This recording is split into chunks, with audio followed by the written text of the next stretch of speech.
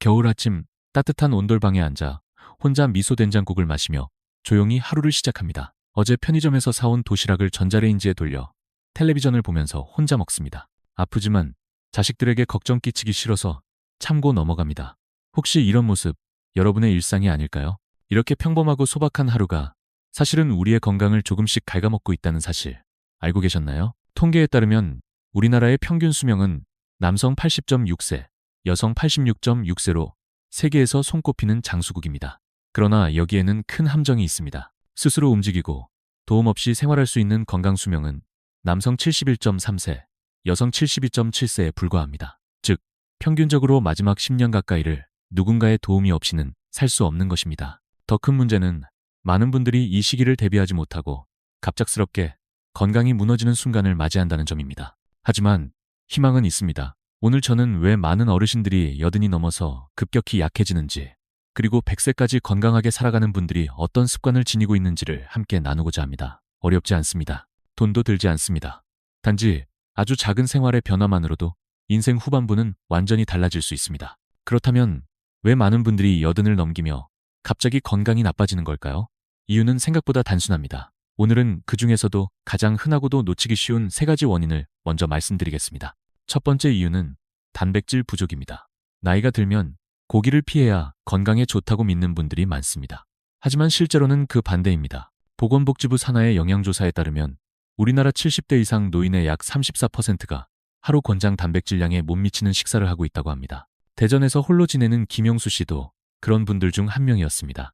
아침은 식빵 한 장과 두유, 점심은 편의점 도시락, 저녁은 간단한 미역국과 밥. 하루 단백질 섭취량은 겨우 25g 정도였습니다. 그 결과 80을 앞두고 계단 몇 개만 올라가도 숨이 찼고 점점 외출이 줄고 의욕도 떨어졌습니다. 단백질이 부족하면 근육이 줄고 면역력도 약해집니다. 더욱이 단백질은 행복 호르몬이라 불리는 세로토닌의 재료가 되기에 부족할 경우 우울감이 커지고 불면이나 무기력증도 심해질 수 있습니다. 두 번째 이유는 혼밥, 즉 혼자 식사하는 습관입니다. 서울 노인복지재단의 조사에 따르면 혼자 사는 70대 이상 노인의 62%가 하루 3끼를 모두 혼자 먹는다고 합니다. 박정순 씨도 그런 생활을 오래 했습니다. 하루 3끼를 조용히 5분 안에 후다닥 먹고 끝냅니다. 대화도 웃음도 여유도 없습니다. 그런 식사는 소화를 방해하고 영양 흡수를 방해하며 심지어 수명을 단축시킬 수도 있습니다. 연구에 따르면 혼자 식사하는 노인은 그렇지 않은 사람보다 평균 수명이 6.5년 짧고 우울증과 인지 저하 위험도 훨씬 더 높습니다. 세 번째 이유는 의욕 저하입니다. 김영수 씨는 정년 퇴직 후 특별한 계획 없이 그냥 쉬자고 마음먹었습니다. 하지만 한 달, 2달이 지나자 하루 종일 집에 있고 낮잠이 늘고 밤에는 잠이 오지 않고 사람 만나는 것도 꺼리게 되었습니다. 서울대학교 병원의 연구에 따르면 70대 이후 뇌의 전두엽 기능이 60대보다 약 30% 이상 떨어진다고 합니다. 여기에 남성 호르몬과 세로토닌까지 감소하면 의욕 자체가 급격히 줄고 이는 모든 신체 기능의 저하로 이어집니다. 의욕이 없으면 운동도, 외출도, 친구와의 연락도 멀어집니다.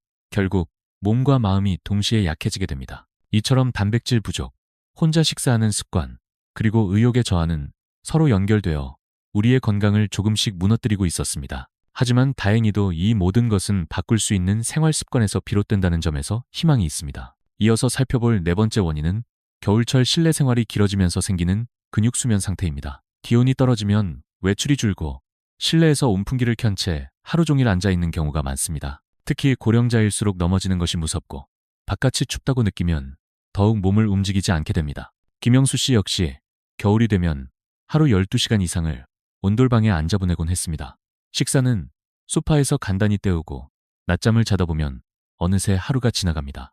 이런 생활을 석 달쯤 이어가자 계단 오르내리기가 힘들어지고 관절도 뻣뻣해졌습니다. 국립노화연구원의 조사에 따르면 하루 10시간 이상 실내에만 머무르는 노인은 석 달 만에 근육량이 30% 가까이 줄어들고 낙상 위험이 2배 이상 높아진다고 합니다. 80살 이상의 고령자가 골절로 입원하게 되면 1년 이내 사망률이 20%를 넘는다는 충격적인 보고도 있습니다. 다섯 번째 원인은 건강보조식품의 과도한 섭취입니다. 박정순 씨는 무릎이 아프다는 이유로 오메가3, 칼슘제, 루테인, 홍삼까지 하루에 12알 가까이 복용했습니다. 하지만 통증은 나아지지 않았고 오히려 속이 더부룩하고 잠이 잘 오지 않았습니다. 식품의약품안전처에 따르면 칼슘을 하루 1200mg 이상 장기간 복용할 경우 혈관 석회화가 증가하고 비타민C를 고용량으로 섭취하면 신장 결석 위험이 높아진다고 합니다. 건강을 지키기 위해 먹은 것이 오히려 건강을 해치는 역효과를 불러올 수 있는 것입니다. 이처럼 몸을 아끼려는 마음에서 비롯된 습관들이 오히려 나도 모르게 건강을 무너뜨리는 원인이 되고 있었습니다. 그렇다면 남은 이유들과 함께 실제로 어떤 생활 습관이 건강한 100세를 가능하게 만드는지 알아보겠습니다. 앞서 말씀드린 것처럼 건강을 잃게 되는 원인은 단순히 몸만의 문제가 아닙니다. 다음으로 소개할 6번째 이유는 바로 가족 간병에 지나치게 몰입하게 되는 경우입니다. 수원에 사는 이재현 씨는 은퇴 후 특별한 계획 없이 아내와 여유롭게 지내려 했습니다. 그러나 어느 날 아내가 뇌경색으로 쓰러졌고 반신불수가 되었습니다. 그는 내가 돌봐야 한다는 책임감 하나로 하루 14시간 넘게 간병을 하게 되었습니다. 식사 준비, 화장실 보조, 밤에도 자주 깨며 간호하다 보니 친구들과도 멀어지고 자신을 위한 시간은 사라졌습니다. 이렇게 1년이 흐른 뒤 이재현 씨는 심한 허리 통증과 함께 우울증 진단을 받게 되었습니다.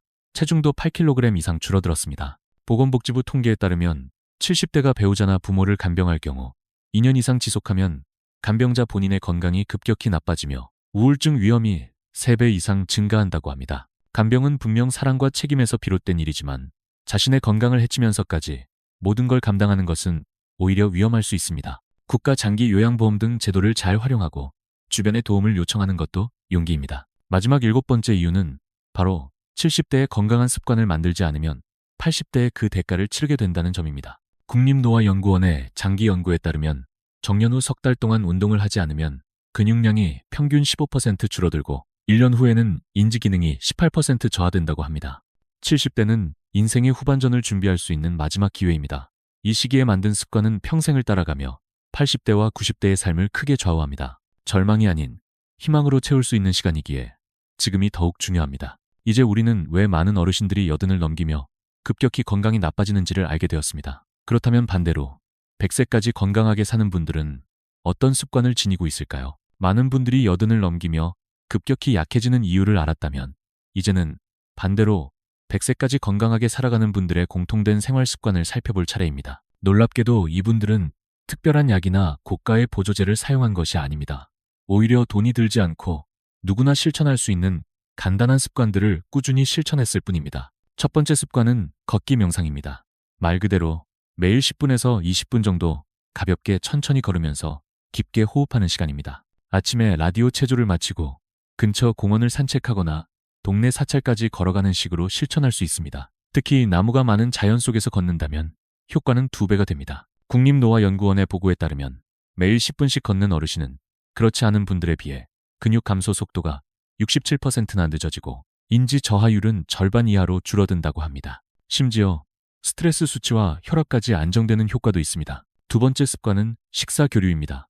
앞서 혼밥의 위험성에 대해 말씀드렸듯이 가능하면 누군가와 함께 식사하는 것이 중요합니다. 예를 들어 동네 노인정에서 운영하는 무료 급식소에 참여하거나 손주들과 영상통화를 하며 함께 식사하는 것도 좋은 방법입니다. 함께 식사하면 자연스럽게 대화가 생기고 식사 시간이 길어지며 소화 효소 분비도 활발해집니다. 서울시 복지재단의 자료에 따르면 식사 교류를 하는 어르신은 우울감이 15% 이상 감소하고 영양 흡수율이 크게 향상된다고 합니다. 세 번째 습관은 뇌근력 훈련입니다. 일명 뇌운동이라 불리는 이 활동은 신문을 소리내어 읽거나 트로트를 부르거나 바둑이나 장기를 두는 것만으로도 충분합니다. 주 3회, 하루 30분 정도 꾸준히 하면 뇌세포가 활발히 작동하며 인지 능력이 향상됩니다. 이처럼 작은 습관 하나하나가 모여 큰 변화를 만들어냅니다. 다음으로는 건강 100세를 위한 나머지 생활 습관들도 함께 살펴보겠습니다. 앞서 살펴본 3가지 습관 외에도 많은 장수 어르신들이 실천하고 있는 또 다른 중요한 습관들이 있습니다. 그 중에서도 감정과 수면, 2가지에 관련된 생활 습관은 건강의 기초가 되는 요소이기도 합니다. 네 번째 습관은 바로 웃음 요가입니다. 처음 들으면 조금 낯설게 느껴질 수 있지만 실제로 효과가 입증된 습관입니다. 말 그대로 억지로라도 크게 웃는 것이 요가처럼 몸과 마음에 긍정적인 영향을 준다는 것입니다. 아침에 일어나 거울을 보며 활짝 웃거나 손자 사진을 보면서 크게 웃는 것만으로도 충분합니다. 서울의 한 노인복지센터에서는 매주 웃음 모임이 열리고 있습니다. 이 모임에 꾸준히 참여한 분들은 면역력이 높아지고 불면증이나 우울감이 현저히 줄어들었다고 말합니다. 실제 연구 결과에 따르면 하루 15분 정도 웃는 습관만으로 면역력이 63% 증가하고 스트레스 호르몬은 절반 가까이 감소하며 수면의 질도 뚜렷하게 좋아졌다고 합니다. 다섯 번째 습관은 황금 수면 시간을 지키는 것입니다. 밤 10시부터 새벽 2시까지의 깊은 수면은 면역 체계를 회복시키고 몸의 염증을 줄이는데 결정적인 역할을 합니다. 많은 어르신들이 늦게 잠자리에 들거나 TV나 스마트폰을 보며 시간을 보내다가 깊은 잠을 놓치곤 합니다. 이를 피하기 위해서는 밤 9시 이후에는 전자기기를 끄고 9시 30분쯤 미지근한 물로 목욕을 하며 몸을 이완시키는 것이 좋습니다. 잠들기 전에는 따뜻한 보리차나 쌍화차를 한 잔 마시는 것도 도움이 됩니다. 방 온도는 18도에서 20도 사이가 적당하며 커튼을 닫아 어둡게 해주는 것도 숙면에 효과적입니다. 잘 자는 것, 그리고 잘 웃는 것. 어찌 보면 가장 단순한 이 두 가지가 100세 건강의 핵심이라는 사실은 우리 모두에게 위안과 희망이 되지 않을까요? 다음으로는 마지막 두 가지 습관을 함께 살펴보겠습니다. 지금까지 소개해드린 5가지 습관만으로도 많은 분들이 삶의 질이 달라졌다고 이야기합니다. 하지만 여기에 두 가지를 더하면 그 효과는 더욱 커집니다. 이제 마지막 두 가지 습관을 함께 살펴보겠습니다. 여섯 번째 습관은 균형 잡힌 식단입니다. 특히 하루 5가지 색의 채소와 적당한 단백질을 포함한 식사를 매일 실천하는 것이 중요합니다. 예를 들어 아침에는 청국장과 미역국, 삶은 계란, 잡곡밥을 먹고 점심에는 고등어 조림과 시금치 나물, 저녁에는 두부 부침과 나박김치, 현미밥을 곁들이는 식단입니다. 서울영양학회에 따르면 매일 생선이나 계란, 두부 등의 단백질을 섭취하고 빨강, 노랑, 초록, 흰색, 검정색의 채소를 고루 먹는 어르신은 그렇지 않은 분들에 비해 심혈관 질환 위험이 40% 이상 낮아진다고 합니다. 또 된장국이나 김치찌개의 국물은 가능한 한 남기고 김이나 다시마 같은 해조류를 자주 섭취하는 것도 도움이 됩니다. 일곱 번째 습관은 매일 하는 체조와 스트레칭입니다. 아침 6시 30분 KBS 라디오 체조 방송에 맞춰 가볍게 몸을 움직이는 것으로 하루를 시작할 수 있습니다. 팔을 벌리고 천천히 돌리거나 제자리 걸음을 하거나 의자를 잡고 앉았다 일어나는 동작을 반복하는 것만으로도 충분합니다. 국립노화연구원에 따르면 매일 10분씩 체조와 스트레칭을 실천한 어르신은 6개월 만에 근력이 23% 증가하고 활력 점수도 눈에 띄게 향상되었다고 합니다. 실제로 김영수 씨는 매일 공원 산책과 함께 라디오 체조를 실천한 결과 계단을 오를 때 숨이 차지 않게 되었고 얼굴에 웃음이 돌아왔습니다. 박정순 씨 역시 보조식품 대신 균형 잡힌 식사를 선택하면서 혈압이 안정되고 무릎 통증이 크게 줄었습니다. 이 두 분처럼 작은 습관 하나가 인생을 바꾸는 기적이 될 수 있습니다. 이제 마지막으로 이 이야기를 어떻게 마무리할 수 있을지 함께 정리해 보겠습니다. 앞서 살펴본 김영수 씨와 박정순 씨의 변화는 결코 특별한 경우가 아닙니다. 두 분 모두 고가의 건강식품을 먹은 것도 아니고 격한 운동을 한 것도 아닙니다. 단지 매일 10분 걷기, 누군가와 함께 식사하기, 소리내어 책 읽기, 아침에 웃기, 일찍 자기, 색깔 있는 음식을 골고루 먹기, 가벼운 체조를 반복했을 뿐입니다. 이처럼 누구나 실천할 수 있는 단순한 습관들이 모이면 인생은 놀랍게 달라질 수 있습니다. 나이가 들었다고 해서 멈추는 것이 아닙니다. 멈추었기 때문에 몸과 마음이 약해지는 것입니다. 오늘이 가장 젊은 날이라는 말이 있습니다. 지금 시작하면 6개월 후에 나 자신이 분명히 달라져 있을 것입니다. 오늘 한 걸음 내딛는 산책, 오늘 웃는 얼굴, 오늘 따뜻한 대화를 나눈 한 끼가 내일의 건강한 100세를 만드는 시작이 될 수 있습니다. 혹시 이 이야기가 마음에 와닿았다면 댓글로 여러분의 다짐을 남겨주세요. 내일부터 아침 산책을 해보겠습니다. 오늘 저녁은 손주와 영상통화하며 먹어보겠습니다. 어떤 말이든 좋습니다. 여러분의 작은 실천이 누군가에게 큰 용기가 될 수 있습니다. 그리고 이 소중한 정보가 더 많은 분들께 전해질 수 있도록 구독과 좋아요도 부탁드립니다. 당신의 오늘이 누군가의 희망이 될 수 있습니다. 우리 모두 함께 건강한 100세를 향해 걸어가 봅시다.